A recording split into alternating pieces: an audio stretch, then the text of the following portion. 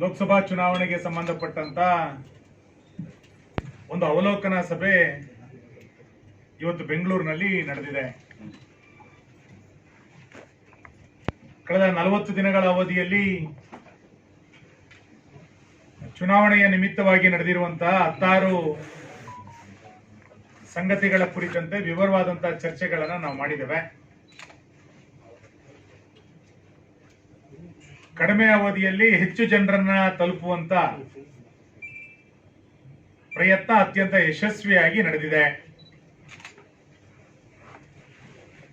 3 ರೀತಿಯಾದಂತಹ ಸಾರ್ವಜನಿಕ ಸಂಪರ್ಕಗಳನ್ನ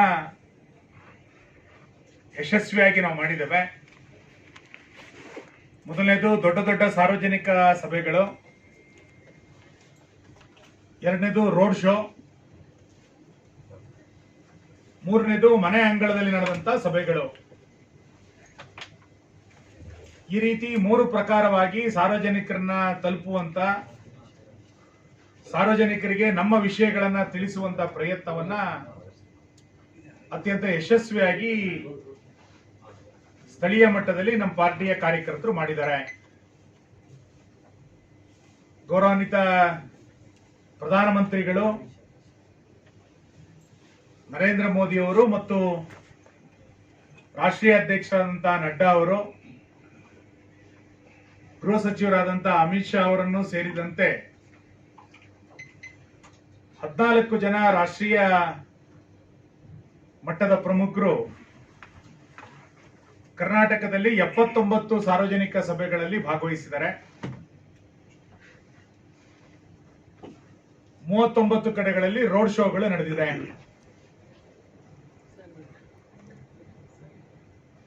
ಇನ್ನು ಕರ್ನಾಟಕದ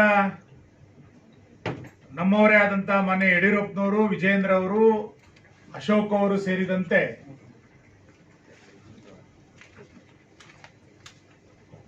ಸುಮಾರು 30 ಜನ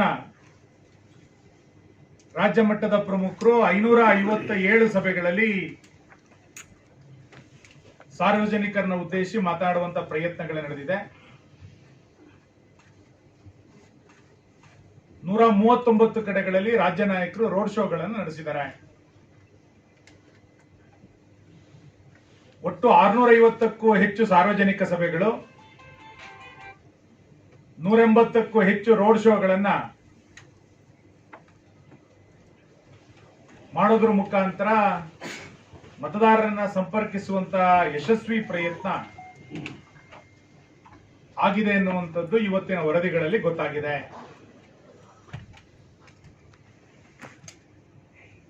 ನಾವು ಸಣ್ಣ ಸಣ್ಣ ಸಭೆಗಳನ್ನ ನಡೆಸಬೇಕು, ಮತದಾರರ ಜೊತೆಗೆ ಸಂವಾದವನ್ನ ನಡೆಸಬೇಕು.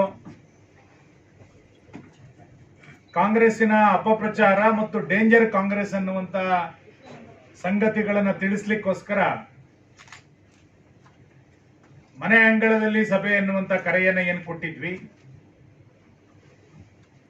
ಸುಮಾರು 60,000ಕ್ಕೂ ಹೆಚ್ಚು ಸಭೆಗಳು 50 ರಿಂದ 75 ಜನರನ್ನ ಒಳಗೊಂಡಂತ ಸಣ್ಣ ಸಣ್ಣ ಸಭೆಗಳನ್ನ ಎಲ್ಲ ಬೂತ್ಗಳಲ್ಲೂ ಮಾಡಿರುವಂತದ್ದು ಈ ಚುನಾವಣೆಯ ವಿಶೇಷ. ಒಟ್ಟಾರೆ ಜನಾಭಿಪ್ರಾಯ, ಜನರ ಸ್ಪಂದನ ಮತ್ತು 3 ಸುತ್ತಿನಲ್ಲಿ ಮನೆ ಮನೆಯ ಪ್ರಚಾರದ ಕಾರ್ಯ, ಇದೆಲ್ಲದರ ಆಧಾರದಲ್ಲಿ 28 ಕ್ಷೇತ್ರಗಳನ್ನ ಗೆಲ್ಲುವಂತ ಉತ್ಸಾಹದಲ್ಲಿ ನಾವಿದ್ದೇವೆ. ಸಹಜವಾಗಿ